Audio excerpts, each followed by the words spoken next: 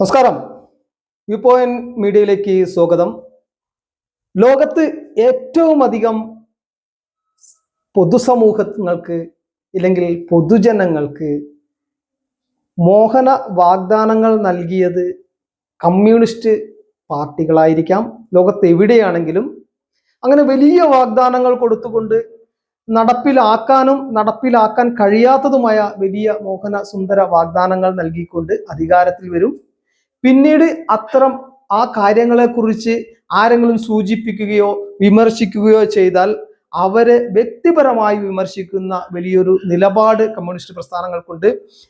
സാധാരണക്കാരന്റെ പേരിൽ ഇല്ലെങ്കിൽ പാവപ്പെട്ടവന്റെ പേരിൽ, തൊഴിലാളിയുടെ പേരിൽ അധികാരത്തിൽ വന്ന കമ്മ്യൂണിസ്റ്റ് പാർട്ടി പിന്നീട് വലിയ ഏകാധിപത്യത്തിലേക്ക് പോകുന്ന ഒരു കാഴ്ച നമുക്ക് ലോകത്തെമ്പാടും കാണാൻ കഴിയും.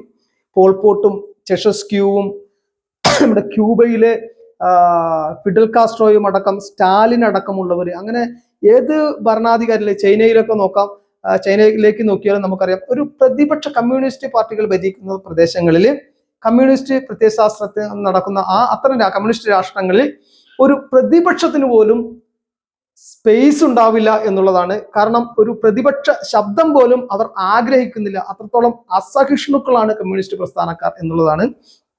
ഇവിടെ നമ്മൾ മനസ്സിലാക്കണം, നമ്മുടെ കേരളത്തിൽ പോലും നമുക്കറിയാം, നമ്മൾ കൊയ്യും വയലെല്ലാം നമ്മുടേതാകും പൈങ്കിളി എന്നുള്ള മോഹനസുന്ദര വാഗ്ദാനങ്ങൾ നൽകി. അതുപോലെ തന്നെ കേരം തിങ്ങും കേരള നാട്ടിൽ KR ഗൗരി ഭരിച്ചിടും എന്ന് പറഞ്ഞു. അതിന് KR ഗൗരി മരിച്ചു മണ്ണടിഞ്ഞു. അതിനുശേഷം എത്രയോ വെള്ളം നമ്മുടെ നിളയിലൂടെ ഒഴുകി, ഭാരതപ്പുഴയിലൂടെ എത്രയോ വെള്ളം ഒഴുകി, പെരിയാറിലൂടെ എത്രയോ വെള്ളം ഒഴുകി, കാലം മാഞ്ഞു. പക്ഷെ ഇതുവരെ ഒരു വനിതാ നേതാവ് മുഖ്യമന്ത്രിയായി ഉണ്ടായിട്ടില്ല. ശൈലജ ടീച്ചർ ആ സ്ഥാനത്തേക്ക് വന്നിരുന്നു. ഒരു പരിധിവരെ മലയാളികൾ പ്രതീക്ഷിച്ചിരുന്നു. അതും കൃത്യമായി വെട്ടിമാറ്റപ്പെട്ടു.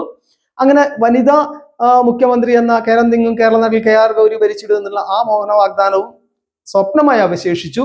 ഏറ്റവും കൂടുതൽ സുന്ദര മോഹന വാഗ്ദാനങ്ങൾ നൽകിയ കമ്മ്യൂണിസ്റ്റുകാരാണ്. അതേ കമ്മ്യൂണിസ്റ്റുകാരാണ് മറ്റുള്ളവരെ മോഹന വാഗ്ദാനങ്ങൾ നൽകി നിങ്ങൾ വഞ്ചിക്കുകയാണെന്ന് പറയുന്നത്.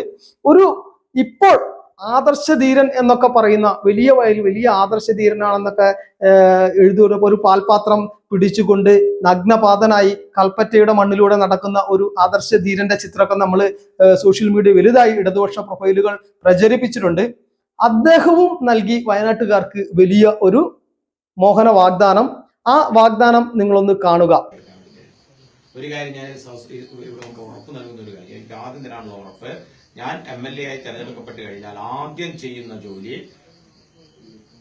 ഇപ്പോഴെവിടെയാണോ മെഡിക്കൽ കോളേജ് പ്രഖ്യാപിച്ചിരിക്കുന്ന ആ സ്ഥലത്ത് തന്നെ യുദ്ധകാലാടിസ്ഥാനത്തിൽ മെഡിക്കൽ കോളേജ് പ്രവർത്തനം ആരംഭിക്കണം. ഈ ഗവൺമെന്റിനെ പോയി അക്കാര്യത്തിൽ യാതൊരു സംശയവും വിചാരിക്കണം.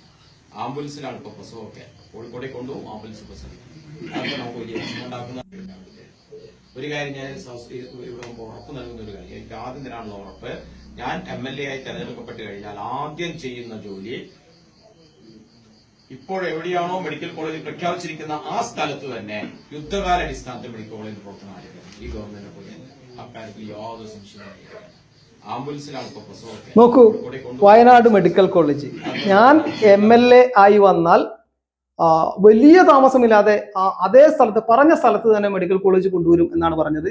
പക്ഷെ അദ്ദേഹം MLA ആയി, കാലം പിന്നെയും പോയി. അതിനുശേഷം അദ്ദേഹത്തിന്റെ പാർട്ടി, അദ്ദേഹം നേതൃത്വം കൊടുക്കുന്ന പാർട്ടി 2 തവണ തുടർച്ചയായി അധികാരത്തിൽ വന്നു. ഇന്ന് ബോയ്സ് ടൗൺ എന്ന് പറയുന്ന മാനന്തവാടിയിലാണ് ഇവർ മെഡിക്കൽ കോളേജിനായി സ്ഥലം കണ്ടെത്തിയിട്ടുള്ള ഒരു ഫ്ലെക്സ് അടിച്ച് 350 രൂപയുടെ ഒരു ഫ്ലെക്സ് അടിച്ച് ജില്ലാ ആശുപത്രി മെഡിക്കൽ കോളേജായി മാറ്റിയിട്ട് ജനങ്ങളുടെ കണ്ണിൽ പൊടിയിട്ടിട്ടുണ്ട്. എല്ലാ കാലവും ഇവർ ജനങ്ങളുടെ കണ്ണിൽ പൊടിയിടുന്ന വാഗ്ദാനങ്ങളാണ് നൽകാറ്.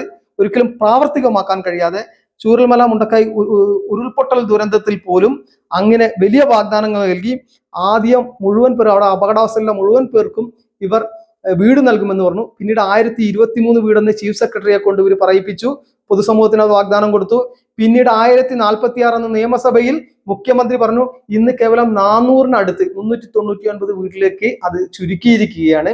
കാരണം 729.45 കോടി രൂപ CMDRF മുഖ്യമന്ത്രിയുടെ ദുരിതാശ്വാസ നിധിയിലേക്ക് കൂടും കുടുക്കയും പൊട്ടിച്ചു കൊടുത്ത് ആളുകൾ അടച്ചിട്ടുണ്ട്. ചൂരൽമലയിലും മുണ്ടക്കയിലും അട്ടമലയിലും ഉരുൾപൊട്ടലിൽ ജീവൻ നഷ്ടപ്പെട്ട ആളുകൾക്ക്, എല്ലാം നഷ്ടപ്പെട്ട ആളുകൾക്ക് അവരെ പുനരധിവസിപ്പിക്കാൻ. പക്ഷേ അതിൽ നിന്ന് നയാ പൈസ ചിലവഴിക്കാതെ SDRFിലോ ഇല്ലെങ്കിൽ കേന്ദ്രം വായ്പയായി കൊടുത്ത തുകയിലോ മറ്റുള്ള അതിൽ നിന്നൊക്കെ എടുത്ത് ചെലവഴിച്ചുകൊണ്ട് ഇത് നമുക്കറിയാം ഒരു കൃത്യമായിട്ടുള്ള ഒരു കണക്ക് ഇല്ലെങ്കിൽ ഒരു അക്കൗണ്ടബിലിറ്റി പോലും ഇല്ലാത്ത ഒരു ഫണ്ടാണ്. അങ്ങനെ നമുക്ക് ഇത് കൃത്യമായിട്ടുള്ളൊരു മുഖ്യമന്ത്രിയുടെ കൃത്യമായിട്ട് ആരെയും ബോധിപ്പിക്കേണ്ട ഒരു ഫണ്ടല്ല. അതുകൊണ്ട് തന്നെ ഇത് കടലാസിൽ മാത്രമേ ഉള്ളൂ എന്നുള്ളതാണ് നമ്മളുടെ ഒരു അനുമാനം. 730 കോടി രൂപ കടലാസിൽ CMDRFിൽ ഉണ്ടെന്ന് പറയുന്നു. പക്ഷെ അത് കൃത്യത്തിൽ ഉണ്ടോ, ഖജനാവിൽ ഉണ്ടോ എന്ന് വളരെ സാധ്യത കുറവാണ്. അങ്ങനെ ഇരിക്കെ അവിടുത്തെ ആക്ഷൻ കൗൺസിലുകളുടെ നേതൃത്വത്തിൽ സമരങ്ങൾ ഉണ്ടായപ്പോൾ CK ശശീന്ദ്രൻ എന്ന് പറയുന്ന മുൻ MLA അതിന് നേതൃത്വം കൊടുക്കുന്ന ആളുകൾക്കെതിരെ വലിയ വിമർശനവുമായി വന്നിരിക്കുകയാണ്. വിമർശനം എന്ന് പറഞ്ഞാൽ മോഹന വാഗ്ദാനങ്ങൾ നൽകി ആളുകളെ തെറ്റായ വഴിയിലൂടെ നടത്തുന്നു എന്നാണ്. ഗവൺമെന്റ് ആണ് കൃത്യമായിട്ടുള്ള മോഹന വാഗ്ദാനങ്ങൾ നൽകിയത്. നിങ്ങൾ ഓർക്കുക, മലയാളികൾ ഓർക്കുക, ആദ്യം ഇവർ പറഞ്ഞു എല്ലാവർക്കും ജോലി കൊടുക്കുമെന്ന്, പിന്നീട് പറഞ്ഞു ഒറ്റപ്പെട്ടു പോയ 15 പേർക്ക്, അതിൽ ശ്രുതി എന്ന് പറയുന്ന ഒരു കുട്ടിക്ക് മാത്രമാണ് ജോലി കൊടുത്തത്, ഇത്രയും വീടുകൾ കെട്ടിക്കൊടുക്കുമെന്ന് പറഞ്ഞു. അങ്ങനെ ഒരുപാട് വാഗ്ദാനങ്ങൾ ലോണുകളെല്ലാം എഴുതി തള്ളുമെന്ന് പറഞ്ഞു. നിങ്ങൾ ഓർക്കൂ, 730 കോടി രൂപയിൽ നിന്ന് കേവലം 15 കോടി രൂപ എടുത്ത് അടയ്ക്കുകയാണെങ്കിൽ അവിടെയുള്ള ആളുകളുടെ മൊത്തം കടം ബാധ്യതകളും എഴുതി തള്ളാൻ കഴിയും. കാരണം പലിശ എഴുതി തള്ളാൻ ബാങ്കുകൾ തയ്യാറാണ്. മുതൽ, അതായത് നികുതി പണം എടുത്തു കൊടുക്കേണ്ട, ഞാനും നിങ്ങളും നികുതി അടക്കുന്ന പണത്തിൽ നിന്നൊരു 10 പൈസ എടുത്ത് കൊടുക്കേണ്ട, ഈ ദുരിതബാധിതരായിട്ടുള്ള ആളുകളുടെ അവർക്ക് വേണ്ടി പൊതുസമൂഹം നിക്ഷേപിച്ച, അവരെ പുനരധിവസിപ്പിക്കുവാൻ വേണ്ടി പൊതുസമൂഹം നിക്ഷേപിച്ച 730 കോടി രൂപയുണ്ട്. ആ 730 കോടി രൂപയിൽ നിന്ന് 15 കോടി രൂപ എടുത്ത് അടച്ചാൽ പോലും ഈ കടബാധ്യതയിൽ നിന്ന് അവരെ രക്ഷിക്കാൻ കഴിയും. പക്ഷെ അവർ അതുപോലും സാധ്യമല്ല. ഇപ്പോൾ കുടുംബശ്രീകൾക്ക് 20 ലക്ഷം രൂപ ലോൺ കൊടുക്കുമെന്നാണ് പറയുന്നത് ദുരന്തബാധിത പ്രദേശത്തെ. നിങ്ങൾ ഓർക്കണം, മുൻപ് ഉണ്ടായിരുന്ന ലിങ്കേജ് വായ്പകൾ ഇതിൽ നിന്ന് പിടിക്കുമെന്നാണ് പറയുന്നത്. അതായത് ഉരുൾപൊട്ടലിന് മുമ്പ് ഒരു കുടുംബശ്രീ യൂണിറ്റ് 15 ലക്ഷം രൂപ വായ്പ എടുത്തിട്ടുണ്ടെങ്കിൽ ഇവർക്ക് ഇപ്പൊ 20 ലക്ഷം രൂപ കൊടുക്കുമ്പോൾ ഈ 15 ലക്ഷം രൂപ പിടിച്ചെടുത്തുകൊണ്ട് ഈ 20 ലക്ഷം രൂപ 5 ലക്ഷം രൂപ മാത്രമാണ് ഇവർക്ക് കിട്ടുക. പക്ഷെ ആ ലോൺ അവിടെ പുതുക്കപ്പെടുകയും ചെയ്തു, ഇവർക്ക് ഈ ലോൺ അടയ്ക്കുകയും ചെയ്യണം. അങ്ങനെ ജനങ്ങളെ കബളിപ്പിക്കുന്ന ഒരു നിലപാടാണ് എല്ലാ കാലത്തും പല കാര്യങ്ങളിലും. ഞാനത് എണ്ണി പറയുകയാണെങ്കിൽ ഈ വീഡിയോ നീണ്ടുപോകും എന്നുള്ളത് കൊണ്ട് ഞാൻ അതിലേക്ക് കൂടുതൽ കടക്കുന്നില്ല. ഈ പൊതുസമൂഹം കൃത്യമായിട്ട് മനസ്സിലാക്കേണ്ടത്, ഇടതുപക്ഷം ഈ സമരങ്ങൾ എന്നുള്ളത് ഇടതുപക്ഷം ചെയ്യുമ്പോൾ മാത്രമാണ് അംഗീകരിക്കപ്പെടുന്നത് എന്നുള്ള ഒരു നിലപാട് മലയാളി മാറ്റണം. മലയാളിയല്ല, ഈ മലയാളിയുടെ ആകെ കുത്തക എടുത്തിട്ടുള്ള നമ്പർ 1 എന്ന് ഈ വീമ്പിളക്കുന്ന ഈ ഇടതുപക്ഷം പറയുന്നതും പ്രചരിപ്പിക്കുന്നതും സമരങ്ങൾ, നല്ല സമരങ്ങൾ എന്നത് ഇവർ ചെയ്യുമ്പോഴാണ്. കാരണം ഇവർക്കാണ് സമരത്തിന്റെ കുത്തക. ആശാ വർക്കേഴ്സ് ചെയ്യുമ്പോഴോ ചൂരൽമല മുണ്ടക്കൈ ദുരന്ത ബാധിതർ ചെയ്യുമ്പോഴോ അത് അംഗീകരിക്കപ്പെടാത്ത സമരങ്ങളാണെന്നാണ് ഇവർ പറയുന്നത്. അത് ആവശ്യമില്ലാത്ത ആവശ്യങ്ങൾ ഉന്നയിക്കുകയാണ്. അതായത് വലിയവരെ ബുദ്ധിമുട്ടിക്കുവാനുള്ള ഗവൺമെന്റിനെതിരെ വിമർശനങ്ങൾ ഇടതുപക്ഷമാണെങ്കിൽ അംഗീകരിക്കില്ല എന്നുള്ള CPMന്റെ നിലപാട്. അതുപോലെ തന്നെ നിങ്ങൾ ഓർക്കുക, ഇന്ന് UDF സർക്കാരാണ് കേരളം ഭരിക്കുന്നതെങ്കിൽ ഈ പുനരധിവാസം 8 മാസം വൈകിയത് കൊണ്ട് കേരളത്തിന്റെ തെരുവുകൾ കത്തിച്ചിട്ടുണ്ടാകും ഇവര്.